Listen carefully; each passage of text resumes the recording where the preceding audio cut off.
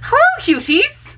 There's a lot more of you here now. I just wanted to come on here today and do a little bit of a Q&A because since the release of the hardest reading challenge you'll ever do, Herkyed, I've had a bit of an influx of new subscribers and people in my Discord, and I thought, well, there's a lot of backlog videos you could just sift through, which I totally encourage you to watch a lot of my older videos.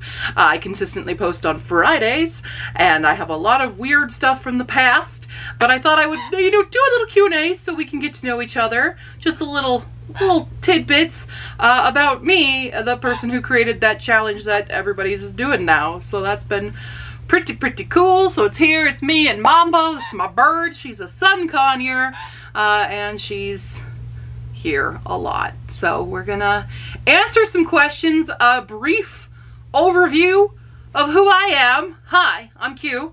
My name is Stephanie, but I go by Q on the internet. I'm QWERTY. That's the name. It's not Q-wordy, it's QWERTY. Just one. That, it's based on the pun from the keyboard, the QWERTY on the keyboard. That's where it comes from. As it says on the end screens of all my videos, I am a reader, a writer, dork extraordinaire, because that's what I am. I started YouTube way back in 2007, back when I was studying abroad in Japan. I lived in Japan for 5 years. I speak Japanese fluently. It comes out every now and then. I was also an opera student, and so I sing a lot.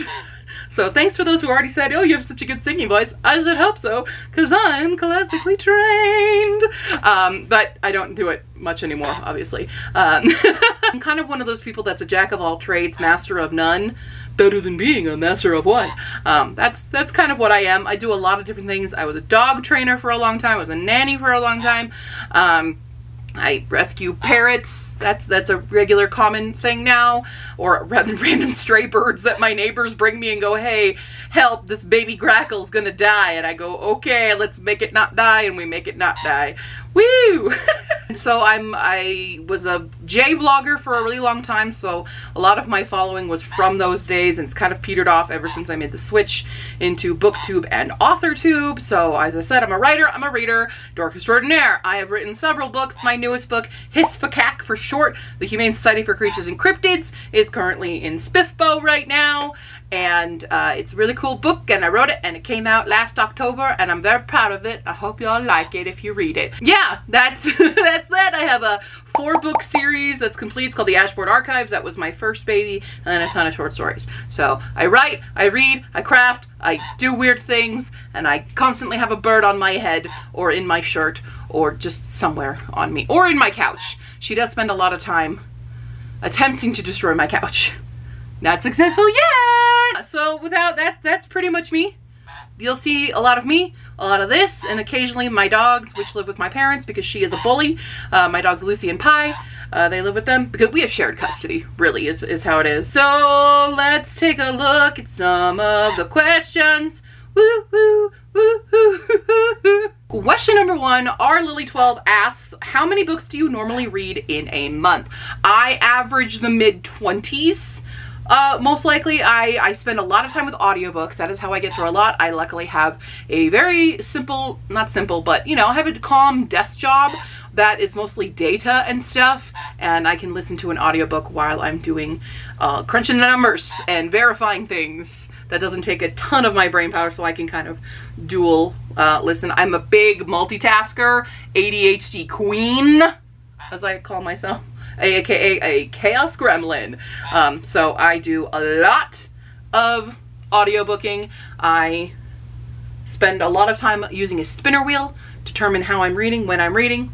So I usually average around that mid-20s, probably like 25, 26 books a month. I'm an insane person. This is my life.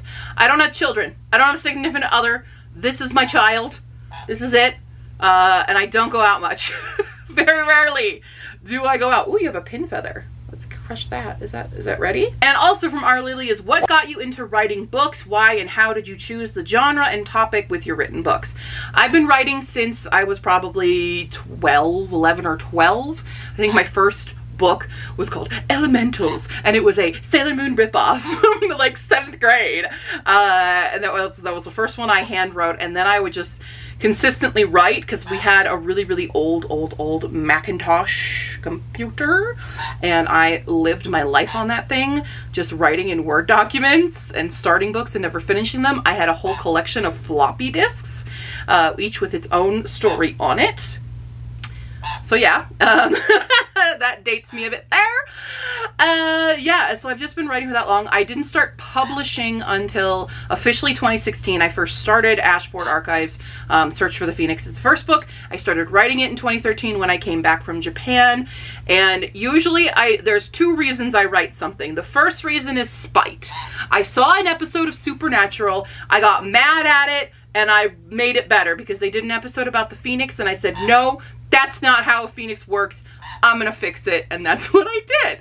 And I wrote a 4-book series out of that, but it was also at a time where I had lived in another country for several years. Coming back, all of my friends were gone and moved on. I was very alone. I was very lost. I didn't know what my career was anymore. So that's kind of that feeling of losing control of your life, which is kind of what Levin goes through in that story, is how I was writing. So usually I write out of spite and my emotions at the time. The same with Hisvikac. I wrote it at a time where I was publicly now finally talking about my own personal trauma with SA and other things going on. So there's 4 POVs. Each of the POVs is a piece of myself that I could never really articulate with my friends and family. So it was easier to do it on the page. But also, I watched an episode of like Monster Hunter things. I forget what the show was called, but they were talking about Bigfoot, and they kept referring to Bigfoot as a he, and I got mad. So Bigfoot's a she in my book. Her name is Harriet, and she's the best. And I tend to always write fantasy. Fantasy is just an easier place for me to escape to. That's what I primarily read. Fantasy and making new worlds. I love world building. My actual degree is linguistics, so I love building languages for one. If you ever need help building a language, let me know and I will help you out. But conlang is my passion. You know that graphic design is my passion. Conlang is my passion. So I love doing that. I'm currently creating a new language as we speak for one of my newer books coming soon. Next one is from Check a Book Out. If you had to pick one person other than yourself to curate your library, who would it be and why? I'm going to go with another booktuber who I find we have very similar tastes, and that's A Clockwork Reader. She is the first booktuber that I ever saw on the internet. She's kind of the reason I started doing booktube. But we have very similar tastes. We are both also ace, and I just adore her videos. They're very nice and beautiful, and she has such a great aesthetic. But I think we have pretty similar taste. I think the only thing we disagree on is that she's a Cassandra Clare fan, and I am not, and I refuse to be, and will never be. Yeah, Paulina asked, how did you get into reading and writing? I kind of answered the writing. I've kind of just always been a storyteller, and I loved, like, as a kid, I loved anime. I was big into Sailor Moon, big into Magic Knight Rayearth. Yes, I already know about what's coming out with Clamp going on with MKR. And I just have kind of always loved it. I didn't always love reading. I had little bits of reading. So in middle school, I actually worked at but like I had an off period. So instead of going to gym, I worked in the library as a library assistant, and that's when I read The Hitchhiker's Guide to the Galaxy. It was also the beginning of my I'm too cool for certain things, and at the time Harry Potter was very popular. I didn't get into Harry Potter until 9th grade, and that became my personality, and then everything happened with J.K. Rowling, and I refused to have anything Harry Potter in my house ever again because my trans friends are more important than that to me. So you will never hear me praising anything further from J.K. Rowling because she sucks. But then I had the biggest, dry spell of reading. I was, acting a lot. I was doing my opera stuff, and then I was in Japan. Books aren't as accessible for an English speaker in Japan. And then it wasn't until I came back from Japan in 2013-ish that I started reading in when I found Clockwork Reader. And I read Six of Crows, and that was kind of the book that got me back into reading and what led to all of this nonsense. So that. And now reading is 90% of my personality. Amanda Reading and Writing asks, what's your favorite genre to read and to write? As I said before, fantasy. Fantasy is my favorite thing to write in. I have enjoyed some other ones. I did that experiment in 2022. I was writing a different short story in a different genre every single month in 2022. Most of them are out now. I have two more to finish the edits and get the cover art for, and then I'll have made that entire anthology. So if you want to go check them out, I've done a sci-fi, a historical, a high fantasy, a dark academia, a western but with dragons, a contemporary romance, horror, thriller, what else we've done? We've done speculative, we've done dystopian, we've done nonfiction, which is my little mini memoir about being ace in a world that's very sexualized. I think that's everybody that's out right now. Maybe? Is that everybody? I think that's everybody. So if you want to check those out, they're all on KU and they're all really cheap. I write in a lot. I enjoy a lot. I'm writing in a few. I mostly teeter predominantly fantasy, and then I'm working on a contemporary right now as well. Penguins in My Shoes asks, if you could have one superpower, what would it be? And what would be your favorite and or most common way to use it? A while ago, I remember this was a big trend back in like my Tumblr era, was the power to refill. So you could refill your bank account, refill your fridge, refill your enemy's bladder.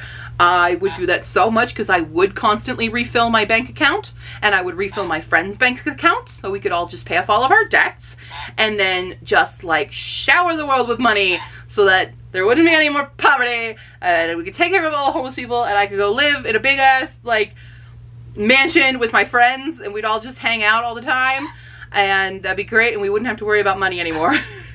And then anyone who made me angry, I would just constantly make them have to pee. that's my superpower I would really, really like. Eliana Rose asks, what is the holy grail of your book collection? Like either a favorite edition you already have and would never give up, or a book that you really want and would be that book. I think, excuse you, I think a book I really would want is like a first edition Anne of Green Gables. That's my classic. I love Anne, but the coup de grace, I think of what I have. Well, I have a valuable book, but it's not my most favorite thing. This is my most favorite thing. This is the Divine Comedy. It's got the nice gold edges. Dante's Inferno and the whole Divine Comedy was my junior year obsession of high school. I had a really great teacher and we did Inferno only, and I was so obsessed with it I went on to read Purgatorio and Paradiso. So I got this new fancy copy and I intend to reread it at some point. But this is probably one of the prettiest books I have. But the most like exclusive, like really cool edition thing that I have is Stardust by Neil Gaiman. I have a first edition copy of Stardust. Cypher asks, what's your least favorite genre? And I'm gonna give that to either westerns or like detective novels. Those are probably my least favorite, and like straight up erotica. I don't like westerns because they tend to be very racist. I don't like true crime, like older crime detective novels because they tend to be misogynistic and racist. And I don't like erotica because I'm very ace and I like my smut to have plot. And most erotica is just based on heavier on the smut than the plot. So that's why I have an entire series on my channel called Is This Book Good or Are You People Just Thirsty? I have that series going on. I'm currently filming one right now for that series. So hope you guys enjoy those. But yeah, I'm not a big fan of those genres for the most part. But yeah, those are my personal preferences. I really don't like self-help books. There's something about them that feels preachy. And I just have never read one that I'm like, this doesn't feel really preachy, or like it feels understanding of people's different circumstances. You know, there might be good ones out there that I just haven't gotten to, but I just really don't like the preachiness of self-help books. D. Goldie asks, what is the most bizarre writing advice you've ever received that you've actually tried? Bonus, did it work? Would you recommend it to others? Yes. Going back to junior year English class, this teacher had a very big impact on me, okay? Mr. Reed, if you're out there, you, sir, you did this to me. One of the best writing advice, and it is kind of weird, is when you're revising your work, revising like your draft or whatever, read it like a robot. So you take your finger, and if you're on paper or on your screen, you read every word like once upon a time there was a thing. And that'll help you, A, find any grammatical errors, and find the sentence flow so that you'll have sentence variance. It'll help read your sentence variance better. So I still use this tactic to this day, and it's all because of Mr. Reed. So it's really weird, but it works really, really well. So highly recommend doing that if you're self-revising. Olive asks, do you have a reading and or writing routine that helps you stay focused and motivated? So I have very bad ADHD, very bad undiagnosed ADHD, that should be, but I don't have the money to get that diagnosis, but it's pretty obvious to me. I run my life by a spinner wheel. So every day I put all my tasks on a spinner wheel, and I let the wheel tell me what to do because I have very bad decision paralysis. So usually that will be all the different types of books I read, because I usually read 3 at once. So I put an ebook, an audio, and physical on there. And then I have a separate wheel for if I get audio, because I have audiobook tasks. And then I'll have like writing, video editing, all the different things that I do. And that's outside of my work stuff. I have a work spinner wheel as well to help me decide which task for work that I need to work on first. So I live by spinner wheels. They help me so much, because otherwise I would sit there and be like, I don't know what to do. Spinner wheels. Spinner wheels help me. I try to read, you know, at least an hour before bed as well. That helps to like calm down the mind a bit, but also gets more reading in. So yeah, that's my tactic. Spinner wheels. Lady Veterinary asked, do you like to reread books, or are you generally happy to only go through a story once? I used to reread like crazy, but because this behind me here and some shelves behind you, these are all my unread books. I no longer allow myself to reread, not fully. So when I'm in the mood to reread something, usually if they're my favorite books, I have tabbed my favorite parts, and I will just reread those parts. I won't do an entire book reread anymore, just because the guilt, the absolute guilt. I own about 950 unread books, not including the reds. I own like 1,500 books in general. So I was a little crazy in my early booktube days. I have calmed down a bit on my spending, because I have my new tactic of earning points, my book buying points on my spreadsheet that allows me to buy a book every 100 points, and my book bingo sprees, which allow me to go on a book shopping spree for a certain amount of money by rolling a die, and rolling a die to pick which store I go to. I need a lot of other things controlling my life. I cannot be left to my own devices, okay? Does Mambo have a favorite song or something she likes to listen to in general? We have several. She's on my head right now in a room where she wants to get out, so I don't know if she'll do it, but we'll try. Hey, Mambo. Bum, ba-dum, ba-dum, ba-da-da-da-dum, ba-dum, ba-dum, ba-da-da-da-da-dum, ba-dum, ba-dum, ba-da-da-da-da-dum, ba-dum, ba-dum. You're not singing along, it's a birdie. Look at the bird. She's a birdie. Bird is the word. She's a bird. She's so pretty. She's a bird who's super clingy. It's a bird. Look at the bird. Oh, bird. Look at my pretty bird. Oh, hello, hello, hello. No? Nothing? Nothing? How about your song? Who's that pretty bird? Who's that pretty bird? Who's that pretty bird? Who's that pretty bird? It's a Mambo. It's a Mambo. She is a pretty, pretty, pretty, pretty girl. Pretty, pretty, pretty, pretty girl. She is so pretty. She's the best birdie. Even though she's super clingy, she's the best birdie. Yeah, it's a Mambo. It is a Mambo. Oh, it's a Mambo. It is a Mambo. Yeah, Mambo. No? Nothing? Nothing? Nothing? So, yeah. Those are some of our songs. But any song will do. She is a very clicky bird, so she clicks a lot when she's happy. Right now, she really wants out of this room, but I force her into being here with me because she cannot be trusted on her own. Because otherwise, she chews on walls or my couch. or gets into things that she shouldn't because she is a menace to society. Heard me sing her songs off camera. She clicks. I have videos of it on my TikTok. You can see the TikTok. We're at Stephanie and Mambo on TikTok.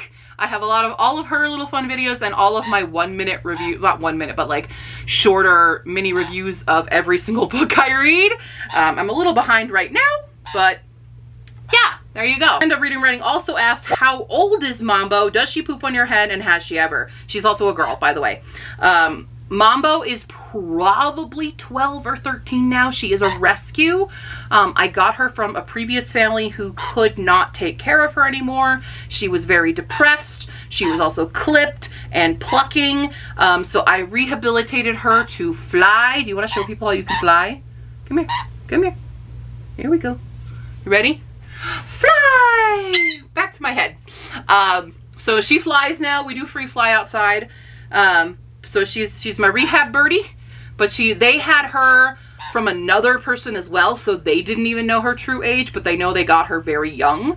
So we're estimating 12 or 13. Sun conures live 20 to 30 years, so we still got a while with this baby. Yes, she poops on my head all the time. She has pooped twice already in this video, but usually I'm pretty good at spotting when she's gonna do it, so it hits the floor and then I clean it up from the floor.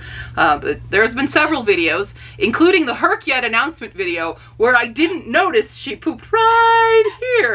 And I thought it missed me, and I can't really see the camera very well. I don't have a very big like screen on my viewfinder, so if it's too far away, I don't notice it until I look in the bathroom mirror and go, dad dang it. So yes, all the time. When you have a bird, expect to get shit on. Mara asked, have you ever participated or wanted to participate in NaNoWriMo? I'm new to this channel, sorry if you've addressed this before. That's what we're making this for. Yes, I have done NaNoWriMo many a time. All of my big novels have been NaNoWriMo babies. I usually have written the first 50,000 words and then finished it on my own time. Hisfacac, which I've just learned somebody said sounds like I'm saying hiss the cat, but Hisfacac, short for Humane Society for Creatures and Cryptids, was a double nano baby because I decided to do double nano, and I wrote 50,000 words in the first week and then wrote another 50,000 the rest of the month. So I wrote 100,000 words in the month of November for Hisfacac and still didn't finish because Hisfacac is big, and at the end of that it was like 162,000 words, and then it got down to 157. So I knocked out 5,000 words. So yes, I've done nano. I haven't done nano in a long time though. I find the mechanics of it no longer work for me because I'm very busy. But I did enjoy nano when I did it. On YouTube, Erica Kreiner 3205 asked, what was the book that made you fall in love with reading? So like I said, I had several different bouts of getting into reading. So first off was Hitchhiker's Guide to the Galaxy. Still love that. That's like my OG book. Then it was Harry Potter, but we're not even talking about it anymore. And then it was Six of Crows. That's what left. Now it did take me, when I was first getting back into reading, it took me 4 months to get through Six of Crows. So, and now I read 500-page books all the time, and I read big chunky books really fast. I'm trying to read a chunky book really fast right now because I only have a day left of it on my Libby app and I need to finish the whole thing. But we will likely because we're over halfway done. So yeah, that's that. Wunderbar. Thank you all for coming and subscribing, and I hope you all stick around, and I hope you go back to my older content because I've been posting booktube for a few years now, and I've been this little tiny baby booktuber with a very small audience, and now all of a sudden we had over 460 now sign-ups for Herkyet, and y'all subscribed. So thank you for that. I hope you guys enjoy the chaos. I have a lot of different things. I stream all the time, so I do have a stream schedule. I stream every Friday at 6 p.m. Mountain Time, 8 p.m. Eastern Time, and I also do all-day streams on Sundays in a different theme. So I do a writing stream, a reading stream, and a crafting stream. So I do 3 big all-day streams in a month. And then I do pop-ups all the time. I'm also on my friend Hala's channel on Mondays at 8 p.m. Eastern for Creative Commons if you want to join us there. I sometimes hang out with my friend Tycho, who also did the cover art for Histocac and the interior art on his Twitch. Tycho _ Dorian. I think it's _ Dorian. I will link everybody down below. So you can find me on those as well, and you should definitely subscribe to them because they are awesome. Tycho is also on YouTube, but mostly streams to Twitch. Sometimes does stream to YouTube though. It depends on the day and how the internet works. Yeah, so welcome to becoming a Chaos Gremlin with me, and a Mambo. Yeah, that's me in a nutshell, and I hope you guys stick around and have fun, and good luck to everyone on Herkyed. I've already seen a lot of people complete some things that I found were very hard, so maybe I need to do an even harder reading challenge next year. The wheels are turning. I've already been planning it. If you didn't get your question in the video here, put it down below.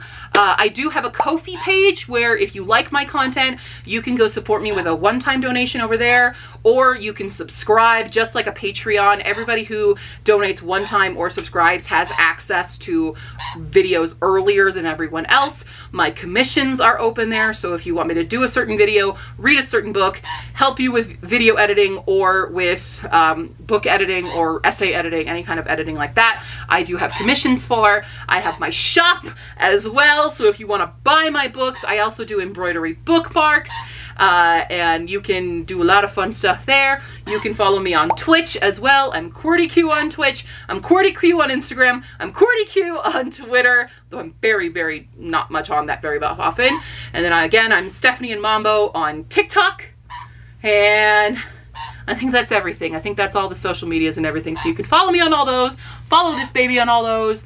And I also have a newsletter. If you go to ashportarchives.com, that's my main website. I am revamping it so it does not have everything there, but it does have my newsletter sign up. So I only send out a newsletter once a month just to give you the down low. But you do get exclusive Mambo photos on the newsletter. So if you want some Stevie Bird photos, you know, she's there for you. Okay, I'm going to go now. Thank you all for joining me, and I hope you stick around. Bye.